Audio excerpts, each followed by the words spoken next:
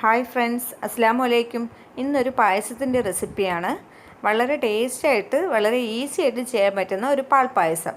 അതെങ്ങനെയാണ് ചെയ്യണമെന്ന് നോക്കാം.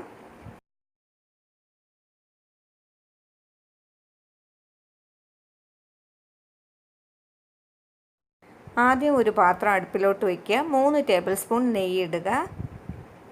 ആവശ്യത്തിനുള്ള സേമിയ ഇട്ട് കൊടുക്കുക. ഞാനിവിടെ ഒരു 200 ഗ്രാം സേമിയയും 2 ലിറ്റർ പാലിലാണ് ചെയ്യുന്നത്.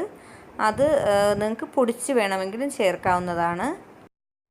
സേമിയം പൊടിച്ച് ചേർക്കാതിരുന്നാലും കുറച്ച് സമയം കഴിയുമ്പോഴത്തേക്ക് അതൊന്ന് പൊടിഞ്ഞത് നെയ്യുമായിട്ട് നല്ലതുപോലെ വറുത്ത് വരും. ഇനി നമുക്കൊരു ചെറിയ ബ്രൗൺ ഷെയ്ഡ് ആകുന്നത് വരെ സേമിയ ഒന്ന് വറുത്തെടുക്കുക.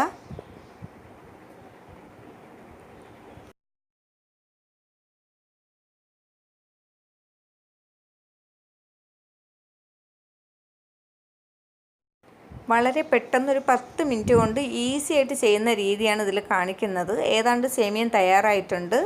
ഇനി അത് മതിയാകും. പാല് തിളയ്ക്കുന്ന സമയം മാത്രമേ ഈ പായസം വയ്ക്കാൻ കൂടുതലാകുന്നുള്ളൂ. ഈ സമയം തന്നെ ഞാൻ മറ്റൊരു അടുപ്പിലോട്ട് 1 ലിറ്റർ പാല് തിളപ്പിക്കാൻ വെച്ചിട്ടുണ്ട്. അതൊന്ന് ചൂടായിട്ടുണ്ട്. ഇനി നമുക്കിതിനെ നമ്മുടെ ഈ സേമിയം വറുത്തതിലോട്ട് ചേർത്ത് കൊടുക്കാം.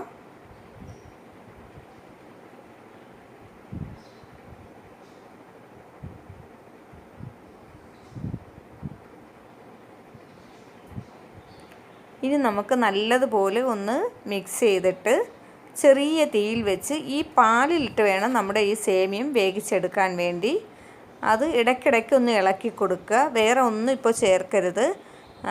അടപ്പ് കൊണ്ട് ഒന്ന് കവർ ചെയ്യാം. ഇടയ്ക്കിടയ്ക്ക് നോക്കുകയും വേണം.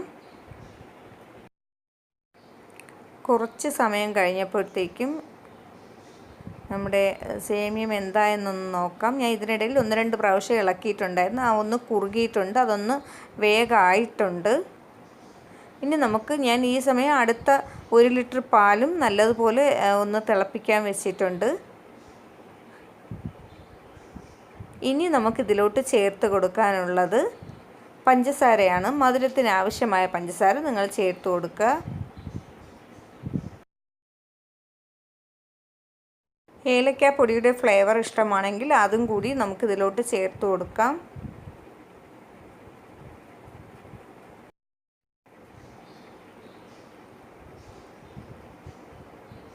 ഞാനിവിടെ 200 ഗ്രാം സേമിയവും 2 ലിറ്റർ പാലുമാണ് എടുത്തിരിക്കുന്നത്. അതിന് ഒരു 250-300 ഗ്രാം അടുപ്പിച്ചോളം പഞ്ചസാര ചേർത്തിട്ടുണ്ട്.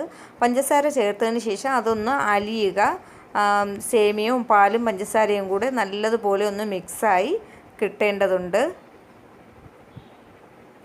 കുറച്ച് സമയം ചെറിയ തീയിട്ടൊന്ന് ഇളക്കി കൊടുക്കുക. ഇനി നമുക്ക് അടുത്തതായി 1 ലിറ്റർ പാല് ബാക്കിയുള്ളത് ഇതിലോട്ട് ചേർത്ത് കൊടുക്കാം.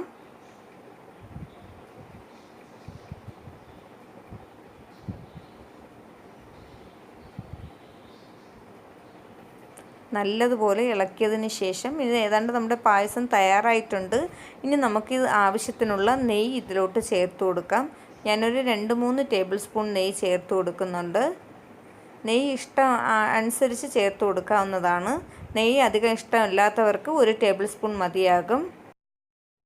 നമ്മുടെ പാൽപ്പായസത്തിലോട്ട് ചേർക്കാൻ വേണ്ടി ഞാൻ കുറച്ച് അണ്ടിപ്പരിപ്പ്, മുന്തിരിങ്ങ കുറച്ചൊരു 3 ടേബിൾ സ്പൂണോളം നെയ്യിൽ വറുത്ത് വെച്ചിട്ടുണ്ട്. ഇതും കൂടി നമുക്ക് അതിലോട്ട് ഒഴിച്ചു കൊടുക്കാം.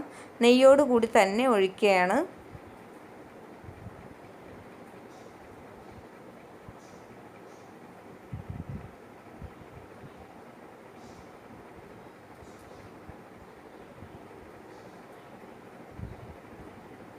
വളരെ ടേസ്റ്റ് ആയിട്ടുള്ള സേമിയ പായസം തയ്യാറായിട്ടുണ്ട്. വളരെ ഈസി ആയിട്ടുള്ള ചെയ്യുന്ന രീതിയാണ് കാണിച്ചിരിക്കുന്നത്. എല്ലാവരും ട്രൈ ചെയ്ത് നോക്കുക. ഇഷ്ടമാവുകയാണെങ്കിൽ ലൈക്ക് ചെയ്യാനും ഷെയർ ചെയ്യാനും കമൻറ്റ് ചെയ്യാനും മറക്കരുത്. സബ്സ്ക്രൈബ് ചെയ്യാത്തവരാണെങ്കിൽ ഒന്ന് സബ്സ്ക്രൈബ് ചെയ്തിരിക്കുക. തൊട്ടടുത്തുള്ള ബെല്ലൈക്കനിൽ ഒന്ന് ഓണാക്കുക. തുടർന്നിടുന്ന വീഡിയോസൊക്കെ നിങ്ങൾക്ക് ലഭിക്കുന്നതാണ്. മറ്റൊരു വീഡിയോയുമായി വീണ്ടും കാണാം.